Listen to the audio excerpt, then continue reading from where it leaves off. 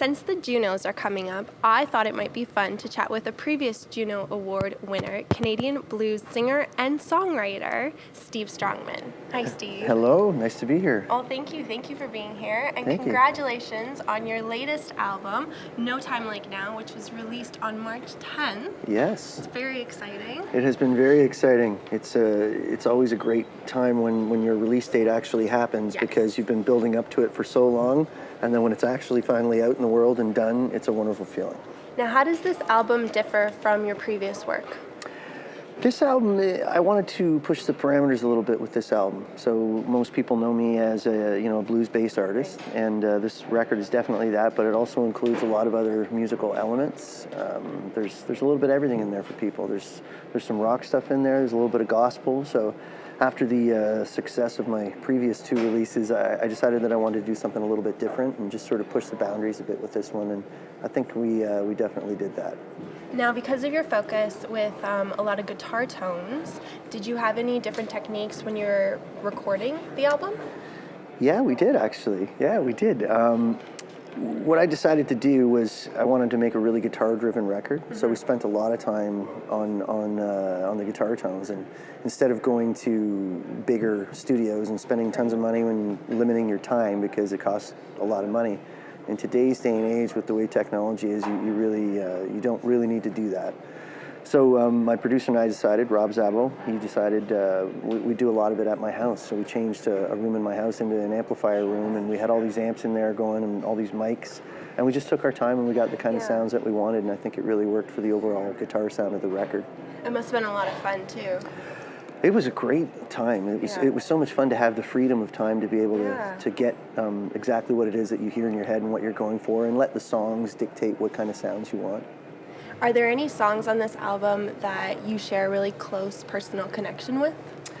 Definitely, there are. Well, songs are, a lot of people would say, what are your favorite songs? And I can never pick a favorite because they're all different. And they're all yours. They're all yours, right? and they're all different. So, but certain songs seem to really shine out a little bit more than others. One of the songs on this record is a song called "The Day They Carry Me Away." That was actually my favorite. Oh, was it? Yeah. Oh, well, that's great. I really liked it. Thank you. Yeah, that's obviously a really personal song for me, and it was a song that I'd had for a little while, and I was really happy when we changed it a little bit so it could fit into the scope of this record. So that's a really personal song, and it really comes across, I think, as that. And if that's all we're trying to do is be emotional with your material, and hopefully you get that emotional connection across to people.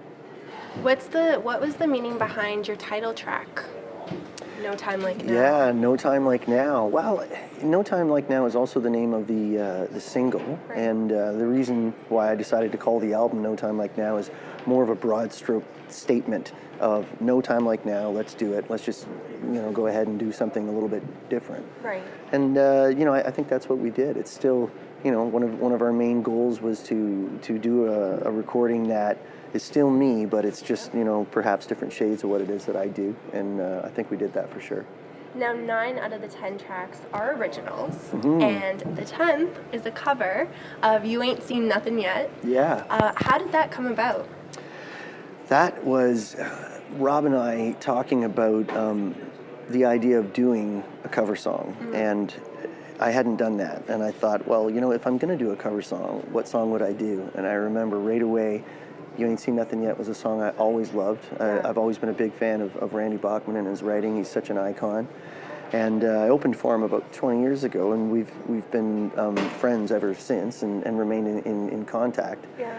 So when I decided that I wanted to do it, I wanted to do something a little bit different. And so we demoed it up, and then I sent it to him, and thankfully he absolutely loved it, which was so cool to actually get a chance to get in touch with the guy who wrote the song.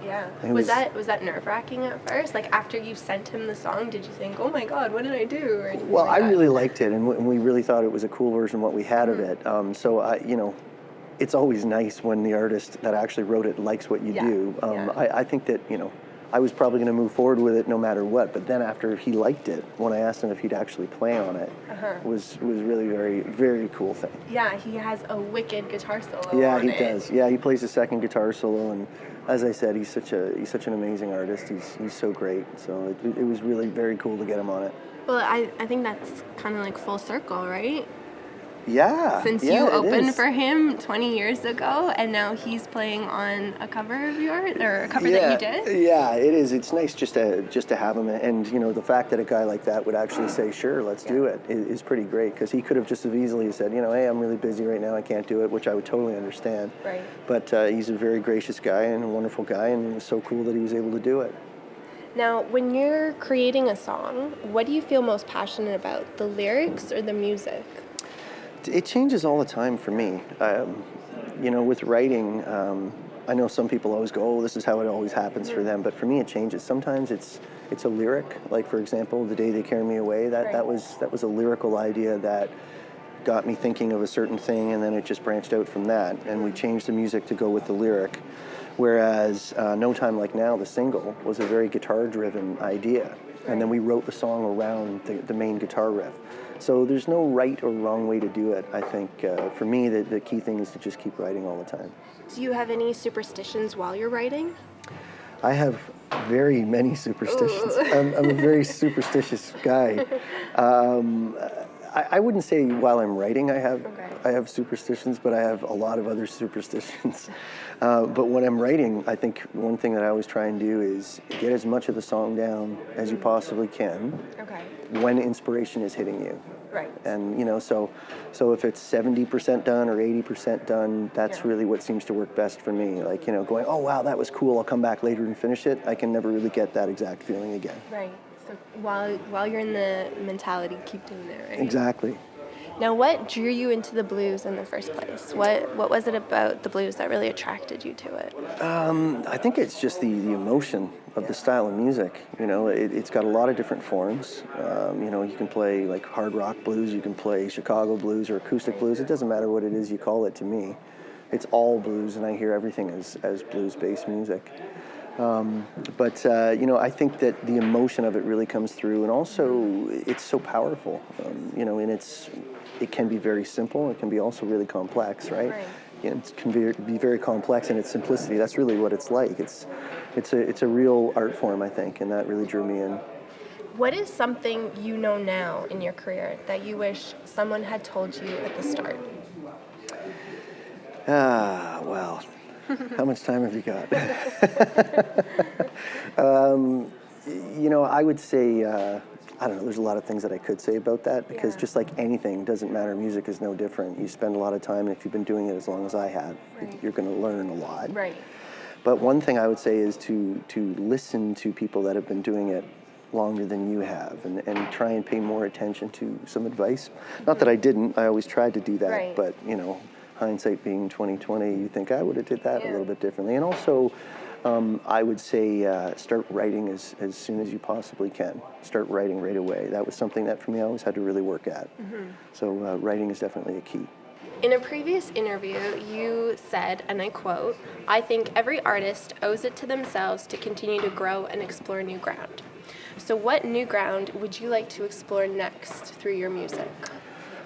Oh, that's a very good question. I haven't been asked that yet.